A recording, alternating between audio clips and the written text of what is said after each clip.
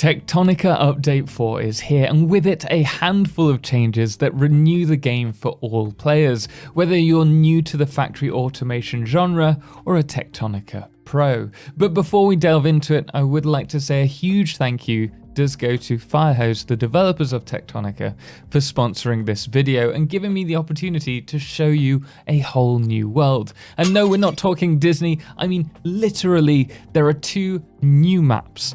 Faithless Void, which is a reimagining of the standard Techtonica map, but with a much darker undertone. And then we also have the second map, which is the Mountain King Underhaul map, rich with resources and open space to allow you to build to your heart's content without the constant need to excavate for space, meaning it's perfect for Megafactories. So if that does appeal to you, you can start a new map today, or if you're new to Techtonica, then do check out their Steam page, or you can find the game over on Xbox Game Pass as well, and get the game today. I'll put a link in the description and pinned comment below. Now on top of these maps, we also have several different game modes. There's easy, sandbox, hardcore, quantity, quality, and hyper. Each mode has its own custom settings, which may reduce or increase resource costs, for example, or allow you to start with technologies already unlocked, like the hover pack, and even enable creative build options, or turn your standard conveyors into a resource hyperlane, transporting yourself and thousands of items per minute. Or you could just make the game like 100 times more difficult for the fun of it. But for myself, I'm going to start a new save on the King of the Underhaul map and focus on building a beautiful factory that's providing power and the basic resources that we'll need to get started with a mega factory. Subsequently, I'll need to play around with some of the advanced settings for this. So I'm going to go with infinite ore nodes. I'll also have the hover pack unlocked from the beginning, as well as double conveyor speeds. And I'm going to have the whole tech tree unlocked, but don't worry, we'll still need the research cores in order to unlock and use them. Finally, given that we want to have a beautifully designed factory, I'm also going to make base building free and fully accessible. This will allow us to build structures free of charge, but I'll still need resources to build the factory machines. Now, what I really love about this update is that it really allows us to break down how each of us want to play the game. There's no right or wrong answer. But enough talking about the update, let's actually get in and get building.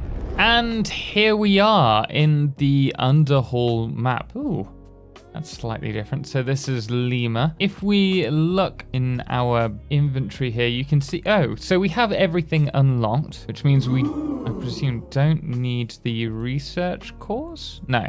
All of our research is unlocked and we can use it as we see fit. But if we go over to base building, you can see that we have these available and we can just build these at our leisure for free now and then place them for free. But that's only the base building pieces. It's like lights, railings and foundations, and some of the new plants which you may have seen in update 3. Oh wow. Oh, this is a massive map. It's looking very dark over here. This is the less explored area by the looks of it. It looks like it just leads back into the big cat. Oh, there's something green over there. Let's keep going that way. Oh, hello. Oh, well, that is a pleasant surprise. I'll take all of these because we're probably going to need them when we're sorting out our factory. Maybe we should just jump down. Is that? Oh, it is Atlantum ore. Oh, look how much space we've got. We just need to find the resources. Hopefully they're not all up these columns. And ooh, I've spotted some ore. Right, so we have copper, limestone. We just need iron. Okay, fantastic. So this is a really good... Oh, we jumped off a cliff to get down here. It looks like there's a clear way down. But this is perfect. We'll start setting up the ore miners to send the ore out this way, and we'll build a bus to send them to our base. But we'll start on the power for now. So with that in mind, I should probably focus on setting up just basic power using the threshers. First, we need to get a load of iron produced, and we also need copper. So I will fill these up and then get a smeltery running, probably just in this area. It may not seem like much, but we've got the first of our iron and our copper being smelted. We do need to at least double this up, if not more. But the whole point is we're starting to get the automation on the go. I've also got some limestone being produced, which is being sent over for biobrick production. And you can see over here, we've started regrowing our Kindle vine so that we can process the Kindle vine into plant matter for those biobricks. I'm not sure what to do with the extract just yet, but we're working on that. And the next thing that I need to do is automate the power. So we're still on the crank generators at the moment. And in order to jump over to the turbines, the water wheel, we're going to need to start extracting the shiverthorn, sorry. I don't know why I call it silverthorn. But once that's done, we'll be able to turn this whole river into power for us. As it stands, it's starting to come together. I've had to add a second level for the copper ore production. We're going to do the same on this side with the iron. But you can see we have our smelters here leading the iron up to this bus, which is going to take it to the Megafactory, which perhaps we'll do in the next episode. And then we also have the copper also with the same system, and that allows us to expand this outwards. I can remove these so that we can scale according to the amount of resources that we're producing. So I'm pretty happy with this so far, but we do need to start bringing other resources in as well. I tell you what, having access to the hover pack from the get-go really helps with building, and we're going to just run this all the way on top. So we're doubling up the amount of space that we have for the miners. And then if we drop down, I can grab this because I'm incredibly lazy. I always prefer copying over searching for it. So that's another 4 miners, and maybe we could bring it down. So another addition in the previous update was the addition of vertical belts, or elevators, one might call them. So from here, we can just grab that and take that down onto the line that we need it to be on. All right, I think we are ready to turn this on. We just need some fuel, which we can see the biobricks down here. It's just occurred to me that I've kind of jumped straight into the video, assuming you all know what Techtonica is. So if you are new to Techtonica, Techtonica is a factory automation game set under the surface of the planet Calyx, where you wake up under strange circumstances and you follow a story which uncovers the mysteries that Calyx has to offer. I don't want to spoil any of it for you, but as far as the automation and how it plays out, it feels very similar to me to Factorio. So think of this as a first-person Factorio over another Satisfactory, though obviously they have their similarities too. It's also multiplayer, which means you can enjoy this with up to 3 friends. And one of the big differences that this game has in particular to most other factory games is that it features a fully destructible environment. So you can go searching out for resources and explore and expand your factory by excavating the world around you. But with that brief explanation, hopefully you understand it a bit better. I should probably actually get back to work on the factory because it's not gonna build itself. Normally these ore nodes are finite, and so once you've exhausted them you'll have to find more. Obviously I've adjusted the settings for this playthrough, but here we go. So we now have iron production set. We do need some kind of storage area for these. We also have our copper. I'm going to do a little bit more production, and then we're going to have to start building the facility, which we'll probably do here with the power underneath. The good news is that I've doubled up all of the mining platforms. The only problem now is that we've got too many resources and nowhere to store it. So everything's filled up. I'm hoping by adding these here that we will soften the blow and everything will start to store in here and turn everything back on. We also have our power that I wanted to quickly expand on. Tell you what, this copy function is fantastic.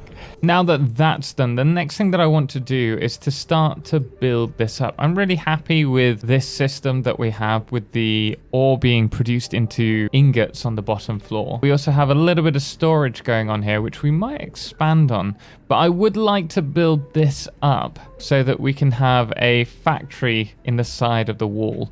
And that will hold some basic production as well as act as the base of operations for the smeltery that's sending all of the refined base items to where our mega factory will be. The first thing that I'm going to want to do is we'll bring this up quite high, at least 2 levels, and I'm going to do it on the other side as well. And we're probably going to run this all the way around the front here, and then we'll build the production floors above and hopefully bring any items that we're producing down into the storage area here. I've managed to...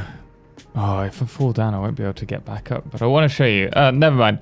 We've started working on the floor, but you can see we've got the entrance sorted. I'm really happy with how that looks. It feels very industrial, but Techtonica does lend itself towards the more industrial feeling with all the iron girders and iron pillars. I guess we could try and break out of the industrial feel a little bit. In the last update, they added these wall pieces, which are plants. Just thinking that maybe with these grids, if we can see through them, which we can, maybe we could do something with...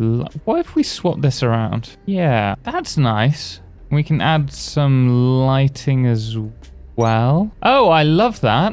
Oh, maybe we can do one on that side as well, and then build up the top section and hopefully get some production on the go. I've now brought the iron and the copper up across the side of the build, and we've housed the upper floor. So we have these assemblers. These are going to produce the basic resources for us, and I think we'll probably keep it quite small. We just want the basic parts here. A few moments later. Just bring this around. It's a little bit tight, not gonna lie.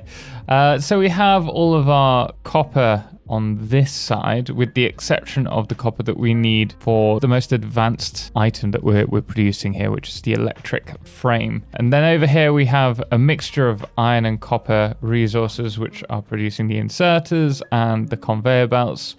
And then all the way over here, we have our pure iron stuff. Fantastic. Now all I need to do is clean up the rest of this factory, which hopefully won't take too long. I've just realized we have quite a big problem. None of our smelters are receiving the fuel. And the reason for that is clear. All of the threshers have turned off because the belts are oversaturated with the kindlevine extract and also the silverthorn extract, I want to call that it. You had one job. Just the one. Either way, I don't have an immediate solution other than to store it all like we've done with the kindlevine extract. We're going to have to find a use for it. Yeah, this will be the perfect short-term solution. Just pretend it's all fine. We'll do the same over here as well.